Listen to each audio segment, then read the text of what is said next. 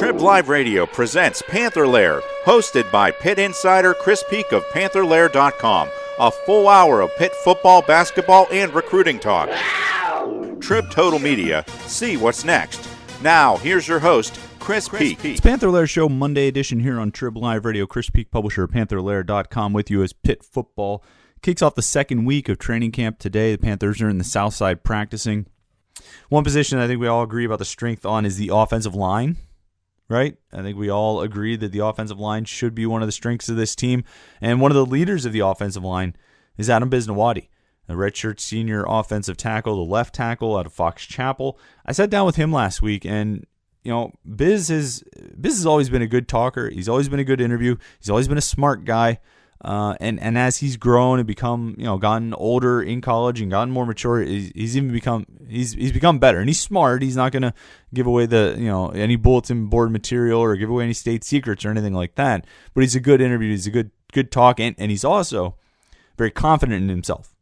And as you'll hear, he's very confident in the abilities of those four guys who are going to be lining up next to him on Pitt's offensive line this season. You talked about pretty high expectations for this group. I imagine that hasn't waned at all. I mean, what do you think this line can be, assuming everybody stays healthy and stays together and all that stuff? Yeah, I think we have a very talented group, offensive linemen, but as a team, I think we'll be very successful for that reason. I was saying earlier that every football team, their success, I really believe, comes from the offensive line.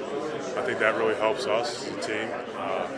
As long as whoever five is playing, play as one, and we go out there and execute everything we're supposed to, and we're gonna win games. Just from that, that statement alone, if we go out there and do everything we're supposed to do, we'll win games. And I really believe that for any team, but this team's very special. And, we got a lot of talented players, like I said, and this team, our offense is about to go out there and have some fun. You and Dorian you guys are pretty firmly entrenched where you are, but the other three spots, it seems like it's kind of open. I mean, what do you see out of those guys who are sort of jockeying around over there? Yeah, there's a lot of depth at the offensive line, so there's a lot of positions open, but there's a lot of good talent we have, and no matter who plays it, we're going to do well. I trust and believe in all those guys. Whoever's out there that's starting game, and they're going to get the job done. It doesn't matter who's at center, who's at right guard, or who's at right tackle. We're going to be out there. We're going to be playing our ass off and getting after it. So I think the depth of the group really helps for that reason. And competition is great. Really strives the game and makes every day fun. So. 2 years ago, you guys did that thing with the rotation, Jared coming in and you shifting over. I mean, did that throw you off at all? I mean, was it, you were at least still out there. I'm going to ask Dorian, too, because he would come off the field and come back on. I mean, because it seems like this year where you've got, Bookser, Jared, you've got all these guys, maybe it could be something to do again. I mean, how much, was that a good thing to do? Did it impact you? Yeah, it was tough. It was a tough thing to do, especially for me learning guard. I didn't play guard since high school. So that was tough. I struggled the year before at left tackle, and then they're saying I got to play left tackle and left guard. I was like, oh no, where's my career going here? But it really works out for the best. Now I can say that I learned the position. I felt very comfortable towards the end of the year for watching those games. I played very well football there. I know for Jared's standpoint, game experience is huge. You can practice all you want, but if you're not in a game, it's hard to relate to what it's like to be out there. So that really helped him, and kind of building for the next year. I know it was kind of really a building year that year. Right. So I mean that way it kind of stunk a little bit, but we all knew the reason. And like I said, if we didn't think he was a good football player, then he wouldn't have been out there. Dorian, he played a great year that year, and was able to kind of freshen him up a little bit. So every time he was on the field, he was able to play hard. And my perspective of things, and I think it was a tough year, but I think in the long run it gave us, Jared, being missing last year.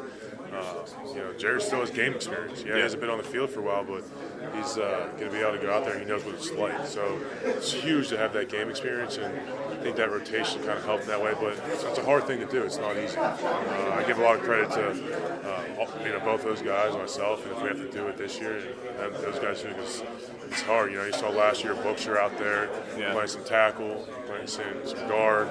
You saw him playing some center. So I mean, he's doing it all, and that's tough. It's really tough. But give credit to all those guys, and but it's a way to make a living. The more you know, the better you are. Have you gotten any, in the feedback or in the off season, did you get any feedback about, like, I know you're focused on this season, but what might be your best spot, at the next level, guard or tackle? Or? My biggest concern right now is playing left tackle. That's where Coach Pearson has me playing. Yeah. Until that changes, then I'm going to focus on left tackle. So just focus on everything, just footwork, hands, and being in the weight room, just getting stronger, faster, staying healthy is huge. And if that works out, then it should be fine for wherever I have to play. You excited for this? I know you obviously the focus is on Villanova, but there is that next game. We're kind of asking everybody. I mean, you're a Whitfield guy, you're a Pennsylvania guy. Are you excited to get one game in against those guys before you? Oh, for sure. That's really exciting. When I saw that come back, and I was like, wow. You were a recruit at the time, right? They announced it when Todd Graham was the coach, so you were probably a senior at Fox Chapel, I think. So it was right around that. Yeah. So I was just coming out, and I was excited. For me, I had an old teammate, Miles Diefenbach, went to Penn State, and one of my good friends was a manager up there. So I had some buddies that went there, like Jesse James and some other guys. And so that was fun. I'm like, oh, I can't wait to play those guys. And then you get to college, and you're like, all right, well, those guys are now gone, and then Jesse's gone now. So I don't really know many people from that team, which makes that feel special and kind of better in my aspect. Kind of beat on some old friends. Yeah. But I think really looking forward to just bring that rivalry back. Get after them in that in-state rivalry, and everyone says, "Oh, who's better, Pitt, Penn State?" And now it's time to show them, who it really is. And I think what side I'm on. But so we're excited for that game. But like you said, it's game at a time. Start with Villanova, and then make our way down the list and try to get as many W's as we can.